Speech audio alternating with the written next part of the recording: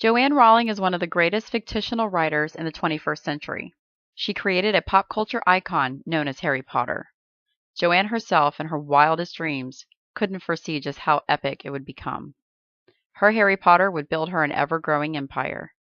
These record-setting and timeless pieces of literary history will be enjoyed by generations to come. Rowling was born in Chipping Sodbury, England, on July 31st. She had always dreamed of becoming a writer. She wrote her first book about a rabbit with measles at age 6.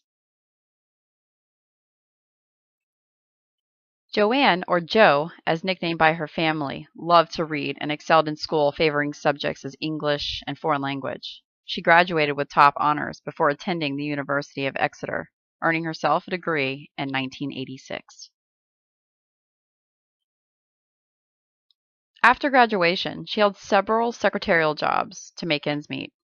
Her dream, however, was still to become a writer. Although she had written a few books from age 6, she never completed them until she wrote Harry Potter. In 1990, while on a train from Manchester to London, she came up with an idea that would forever change her life and the lives of young readers all over the world.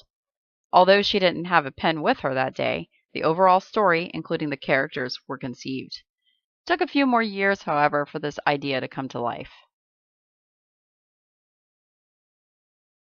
She moved to Portugal to teach during the next 3 years and fell in love, got married, and became pregnant.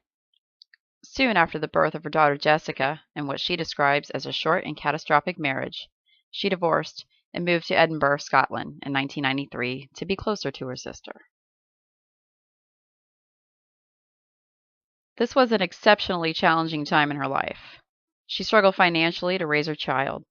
Her mom had passed away and she had become clinically depressed. While living in poverty and struggling to make ends meet, she put pen to paper and wrote the first book of Harry Potter. She did most of her writing in local cafes while her daughter slept in a stroller.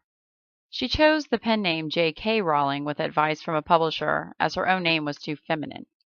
It was believed that a more gender-neutral name would appeal to more readers, both boys and girls. She added the K after her grandmother Kathleen. Having been turned down by many publishers, Bloomsbury accepted, and her first contract was signed. This opened the door to a world even more magical than the content of her novels.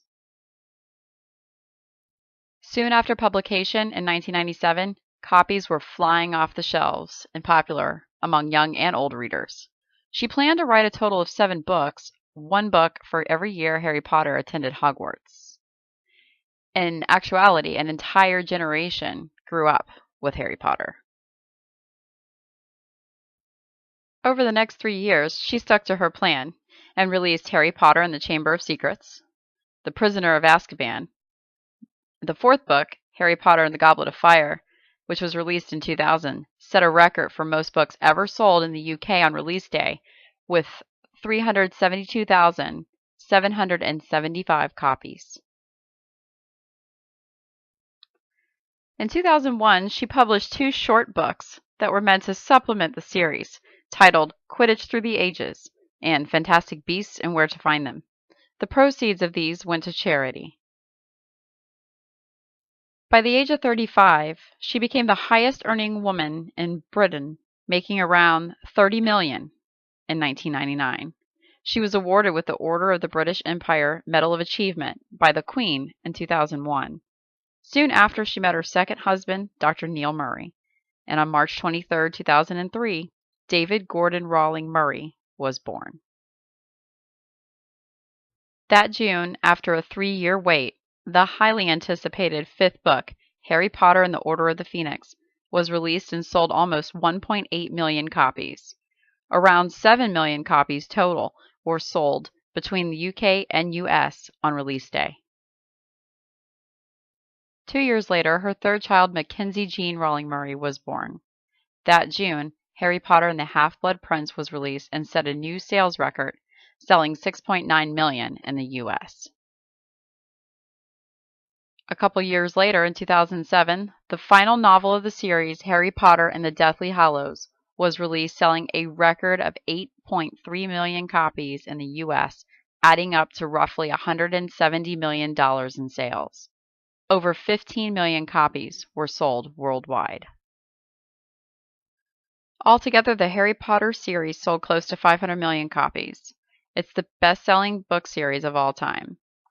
The series stayed on the New York Times list for so long that a new children's book category was created. It's also one of the most translated works in literary history, found in over 70 languages.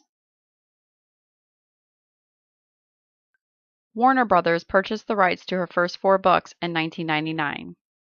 One of the agreements, however, was that she has a say in who the cast members were, also requesting an English cast. The films combined have made over $7 billion worldwide. Harry Potter is the highest-grossing franchise of all time. J.K. Rowling is the first author in the world to reach a net worth of $1 billion. She was removed from the Forbes billionaire list in 2012 due to her generous charity donations, which dropped her net to around $170 million.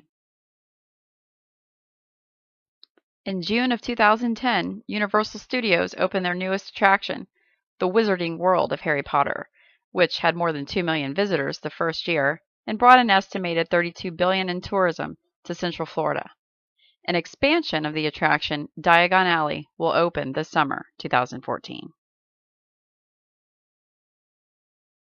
The Harry Potter series has been linked to increasing children and young adults' interest in reading. In a study done by Yankelovich Incorporated for Scholastic Incorporated in 2006 titled The Kids and Family Reading Report, evidence was shown that the series encouraged children as young as 8 years old to read a 600-plus page novel for pleasure. Dr. Hale Quinley from Yankelovich stated, "While the overwhelming success of Harry Potter is undeniable, this study quantifies for the first time the impact children and parents believe the series has had on helping kids to read and learn, and indicates that the right book can even lure older kids to stay engaged with reading. The Harry Potter series is exactly the kind of book that helps parents and kids stay connected and enjoy reading together." Lisa Holton, president of Scholastic Book Fairs and Trade Publishing, stated, "Only once in a lifetime does a children's literary phenomenon like Harry Potter come along. Harry Potter has become part of our culture, and what it has done so magically is to prove that even in the digital age, well-written books are and will remain a great source of enjoyment and enrichment for adult and young readers." After the series was completed, she and her fans experienced a sense of sadness and loss. For her, it closed a major chapter in her life. 17 years of her life in total went into Harry Potter. In a way, she grew up with her character as much as her readers did. So in August 2009, she partnered up with Sony and created a web-based site called Pottermore, which opened officially in 2011. This interactive site allows Harry Potter fans to rediscover each novel in an interactive way and tell your own tale within the Wizarding world. Once creating an account, you're assigned a name.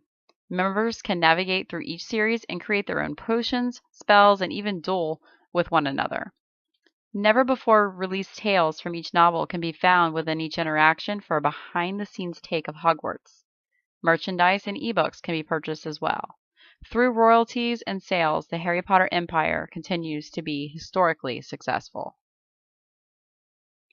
Today, Rowling continues to write, targeting a more adult fan base. She is by far the most successful author of all time, and it all started with a dream and a train ride.